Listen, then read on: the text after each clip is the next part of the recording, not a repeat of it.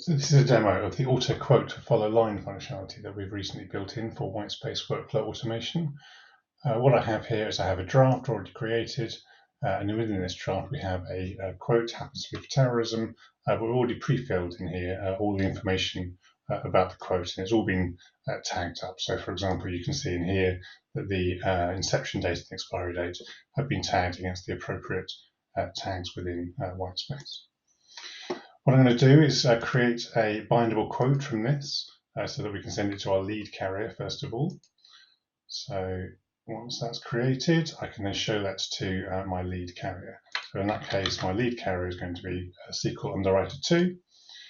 I'm going to send that over to that lead carrier. The mark it as a leader. I'm going to give a line guidance here of 10% and proceed. So that's now sending that to the lead underwriter.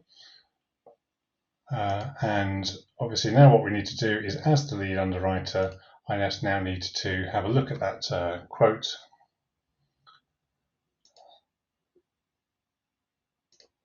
and I need to put my bindable lines down. So to do that, I'm just going to go into here very quickly, and this would be the lead underwriter doing this. I'm going to accept that offer at 10%. My year account is 2024. I'm going to put a reference in. Now, obviously, at this point, the lead underwriter would be choosing whichever was their appropriate stamp, giving a validity period, and they would be submitting that back. So at this point, once we've proceeded with that, then we would have, back on the broking side, we should be able to see now that we have a bindable quote with the lead line already having been put down. So now what we're going to do is we are now going to show this to our follow carrier. So in that case, this is our SQL underwriting, and we're going to send that to the correct team, and we're going to proceed. We are going to be asking for, say, a 5% line in this particular case, and we're going to proceed. Now, when I proceed, it's going to be sending this off to the follow underwriter, and we've turned on the automation here for the auto quote for follow line. So let me just do that. So that should now be sent to that follow carrier. Now keep a close eye here on this little tick box. At the moment we've offered the bindable line over to that follow carrier.